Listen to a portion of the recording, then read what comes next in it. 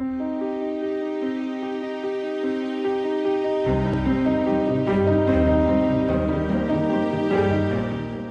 you can get the same uncompromising truth you've come to expect from the Final Call newspaper on all your connected devices. Subscribe to the Final Call Digital Edition today. Go to subscribe.finalcalldigital.com.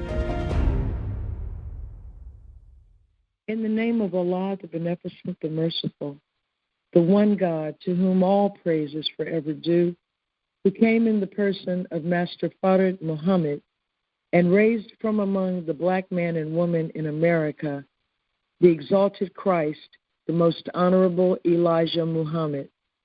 We thank them both for the light-giving Son, the Jesus in our midst, the Honorable Minister Louis Farrakhan.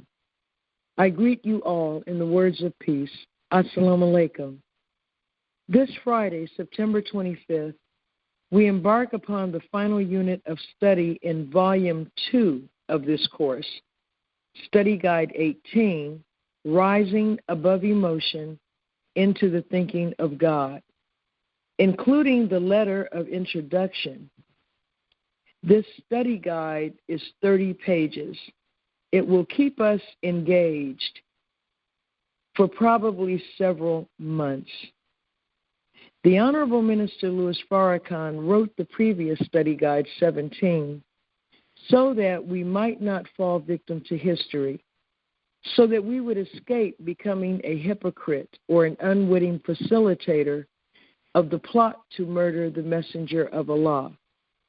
In that study course, we received advanced instructions on how to protect ourselves from the Satan without and the Satan within. The minister opens this study unit with a letter to us dated March 29, 1991, and in it he shares his specific reason for preparing Study Guide 18. We will read that letter in our circles tonight. Pay careful attention to his words. Beloved, we must become more proficient in the human attribute of thinking. To think is to direct our own mind towards someone or something so that we may form connected ideas. Too often we are allowing someone else to use our mind because we're not directing it ourselves.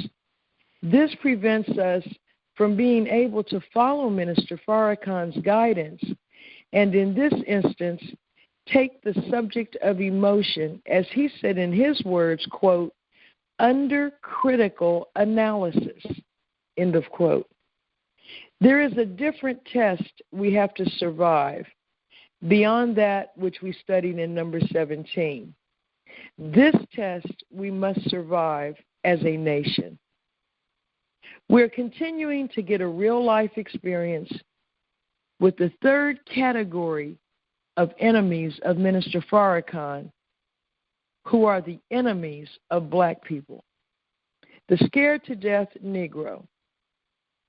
We are all hurt, we are angry over the murder of our sister Breonna Taylor, and now with the scared-to-death Negro Attorney General Daniel Cameron serving as the mouthpiece for the racist slave state of Kentucky, home of Mitch McConnell. Only one of the killer cops was indicted. Worse, the charge was wanton endangerment for firing into the apartment of some white neighbors of the victim. Cameron called the murder justified. Do any of you recall the minister's lecture entitled Justifiable Homicide a few years ago? If you have not heard it, get it. No one was charged for the hail of bullets that left Breonna Taylor, an emergency room technician, dead at the age of 26 in her own home. The only charges are for bullets entering the apartment of white people that hit no one in that apartment. This is a Class D felony, the lowest of felonies under Kentucky law, with a maximum sentence of 5 years. There is no one on this earth more disrespected and mistreated than the black woman, the mother of civilization. And that is why this world is being taken out by Allah himself.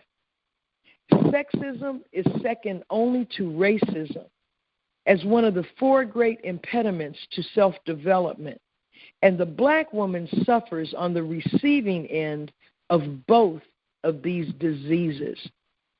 If we don't recognize very soon that a nation can rise no higher than its woman, as we are taught, then we will be the losers. This is not a motto. This is not something to look good on a T-shirt or a bumper sticker. It is a law of God that a nation can rise no higher than its woman. No man who is a real man will let anyone even insult his woman, let alone kill her sleeping in her bed.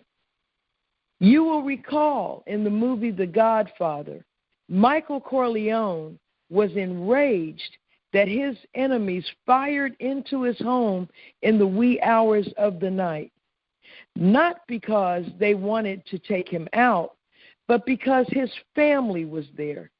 He said, they shot into my bedroom where my wife sleeps, where my children play with their toys.